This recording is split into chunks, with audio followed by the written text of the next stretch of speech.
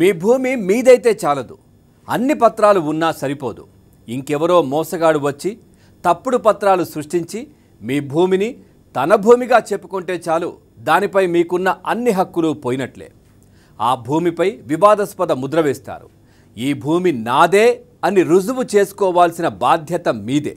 జగన్ చేసిన చట్టం ప్రకారం భూ వివాదాలపై సివిల్ కోర్టులు జోక్యం చేసుకోలేవు. నా భూమిని నాకు అప్పగించండి అని రైతులు నేరుగా కోర్టులను ఆశ్రయించలేరు. ఇక పెదరాయుడు తరహాలో రెవెన్యూ అధికారులే ట్రిబ్యునల్లో తీర్పులు చెబుతారు.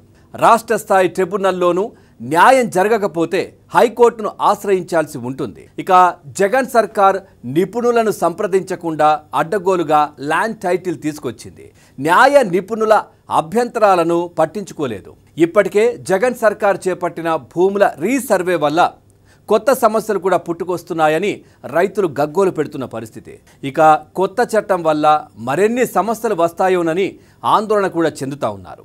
ఇక రైతుకు భూమితో విడదీయలేని అనుబంధం, అంగుళం కూడా కోల్పోవడానికి రైతు ఇష్టపడడు. ఎవరైనా వివాదం రాజేస్తే ఎంత దాకైనా పోరాటం చేసి భూమిని దక్కించుకుంటాడు.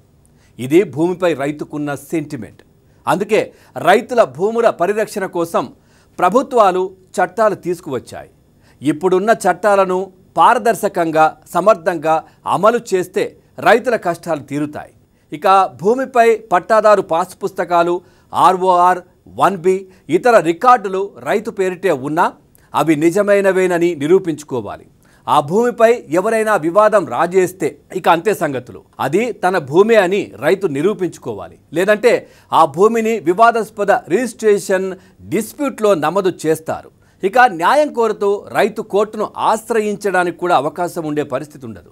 ఇక పరిష్కారం కోసం అధికారుల చుట్టూ తిరగాలి. వారు దయతలిస్తే భూమి దక్కుతుంది, లేదంటే శాశ్వత వివాదంత భూమి జాబితాలోకి వెళ్ళిపోతుంది.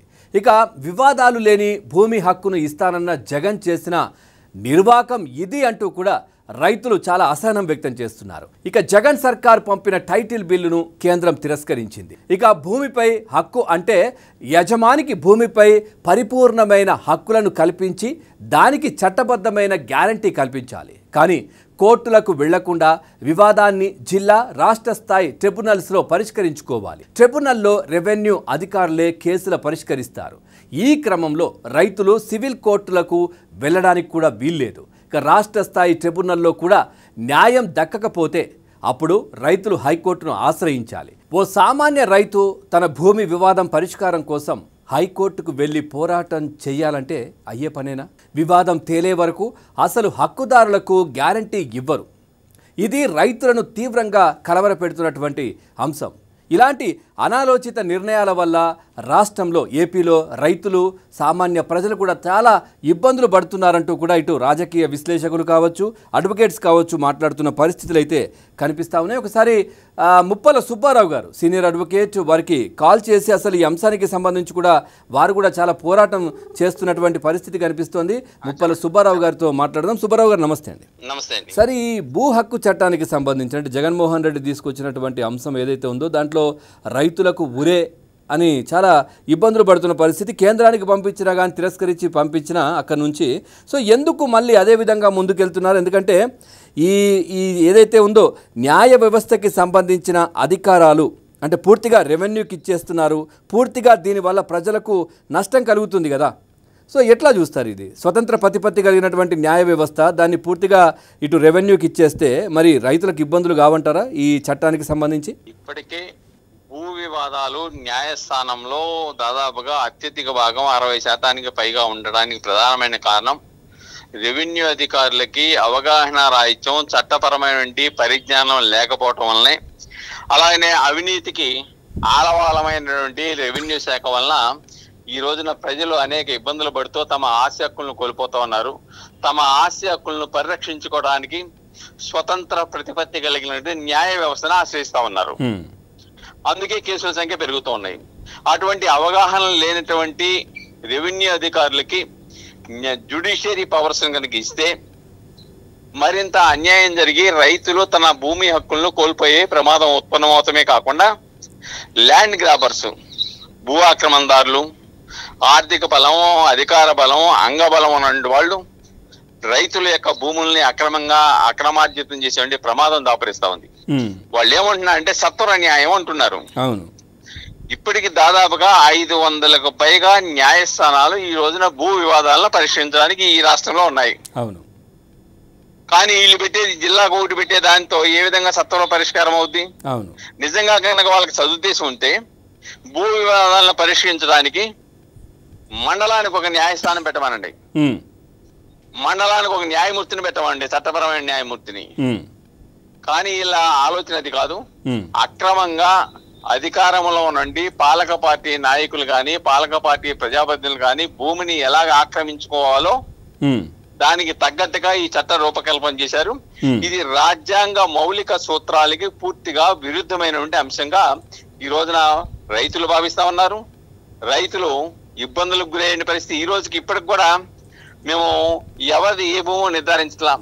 ప్రతి వ్యక్తికి కూడా ఒక ఎకరం ఆస్తుంటే భూమి ఉంటే 70 సెంట్లే చూపిస్తున్నారు, మిగతా 30 సెంట్లు ఏమైంది అని అడుగుతున్నారు రైతులు ఇప్పటికే. అంటే సర్వే కూడా సక్రమంగా జరగనుండే పరిస్థితులు ఈ రాష్ట్రంలో ఉంటే ఈ రోజున టైటిలింగ్ యాక్ట్ నేను అమలు చేస్తున్నాను, నేను అధికారాలు ఇచ్చేస్తున్నా అని చెప్పేసి నోటిఫికేషన్ ఇవ్వటం ప్రభుత్వం యొక్క దురుద్దేశంతో ప్రజల యొక్క భూములు లాక్కోవడానికి పెట్టిన పన్నాగంగా. టైటిల్ ని నిర్ధారించే అధికారం రెవెన్యూ కుందా సార్? రెవెన్యూకు ఉండే అవకాశం ఉందా? అసలు గతంలో సుప్రీంకోర్టు చాలా అంశాలలో చాలా తీర్పుల్లో స్పష్టంగా చెప్పింది, భూ హక్కులను నిర్ధారించే అధికారం రెవెన్యూ శాఖకు లేదు. ఎవరైనా ఈ భూమి నాది అని నిర్ధారించాలంటే అది న్యాయపరంగా న్యాయస్థానాల్లో నిర్ధారించేలా తప్ప రెవెన్యూ శాఖ అధికారం లేదు అని చెప్పింది. కానీ ఈ రాష్ట్ర ప్రభుత్వం చేసినటువంటి ఈ చట్టం ద్వారా భూమి యొక్క హక్కుల్ని ఎవరిది హక్కు నిర్ధారించే హక్కు రెవెన్యూ శాఖకి ఇచ్చేసింది. వాళ్ళు నిర్ధారించిన దాన్ని న్యాయస్థానంలో చట్ట ప్రకారంగా తమ హక్కుల్ని కాపాడుకునే హక్కు కూడా లేదని చెప్పేసింది ఆ చట్టంలో. డైరెక్ట్ గా వాళ్ళ అప్పీలేట్ అథారిటీకి పోవాలి అటు రెవెన్యూ వాళ్ళకి, అక్కడి నుంచి డైరెక్ట్ గా హైకోర్టుకి కూడా హక్కు లేదు. ఓన్లీ రివిజన్ అని ఇచ్చారు అంతే హైకోర్టుకి. రివిజన్ అంటే విచారణ పరిధి చాలా చిన్నగా ఉంటది, ఫ్యాక్ట్స్ మీద డిస్కస్ చేయరు. అంటే పూర్తిగా భూమి హక్కులను నిర్ధారించే అధికారం అవగాహన లేనటువంటి శాస్త్ర పరిజ్ఞానం లేనటువంటి న్యాయశాస్త్ర అవగాహన లేనటువంటి రెవెన్యూ వాళ్ళకి దారాదత్తం చేయడానికి పూనుకున్నారు. తద్వారా పాలకులు ఏది చెప్తే అది చేసేవాళ్ళు. వీళ్ళకి స్వతంత్ర ప్రతిపత్తి లేదు రెవెన్యూ శాఖకి. పాలకులు గాని ప్రజాప్రతినిధులు గాని లేకుంటే ల్యాండ్ గ్రాబర్స్ గాని లంచాలు ఇచ్చే వాళ్ళు గాని ఏది చెప్తే అదే చేసే పరిస్థితి. కాబట్టి ఆ విధంగా రైతుల యొక్క భూమి భద్రతకు ముప్పు వాటిల్లే ప్రమాదం ఉంది. అంతేకాకుండా దీంట్లో ఇంకోటి కూడా చెప్తూ ఉన్నారు, రెవెన్యూ అధికారులు కనుక ఒక పేరు మీద ఉన్న భూమిని వేరొకరి మీదకి బదిలీ చేస్తే, బదిలీ చేసిన తర్వాత పాపం ఆయన కనుక రైతు తను దున్నుకుంటూ ఉంటాడు, భూమిని సాగు చేసుకుంటూ ఉంటాడు. పాపం గ్రామీణ ప్రాంతాల్లో ఉన్న వాళ్ళు నెట్లోకి వెళ్ళి రోజు చూసుకోలేరు కదా. 2 సంవత్సరాలు కనుక అలా కనుక చూడకుండా ఉంటే ఆ భూమి ఎవరి పేరు మీద అయితే బదిలీ అయిందో వాళ్ళకి హక్కు వచ్చేస్తుంది. అసలు భూ హక్కుదారుడు ఇంకా నాది అని భూమిని చట్టపరంగా కూడా దెబ్బలాడటానికి చట్టపరంగా న్యాయాన్ని పొందడానికి కూడా అవగాహన లేకుండా ఈ చట్టంలో రూపకల్పన చేశారు. అంటే ఇది జగన్మోహన్ రెడ్డి ఇప్పుడు తీసుకొస్తున్న కొత్త చట్టంలో ఈ చట్టం టైటిలింగ్ చట్టం. కాబట్టి ఇలాగా చట్ట విరుద్ధమైంది, రాజ్యాంగ భూ హక్కులని రైతులు కోల్పోయే పరిస్థితిని ఈ చట్టం రూపకల్పన చేసి ఒక దురుద్దేశపూర్వకంగా రైతుల్ని ఇబ్బంది పెట్టడం, అలానే న్యాయస్థానము రాజ్యాంగ పరంగా న్యాయస్థానకున్న హక్కుల్ని తీసేసుకోవటం. ఎందుకంటే న్యాయస్థానాలు పాపం ప్రజాప్రతినిధులు గానీ లేకుంటే రాజకీయ నాయకులు గానీ వీళ్ళు చెప్పే మాటలు విందాం, స్వతంత్రంగా వ్యవహరిస్తుంది. కాబట్టి అలా ఉండటం పాపం ఈ పాలకులకు ఇష్టం లేదు.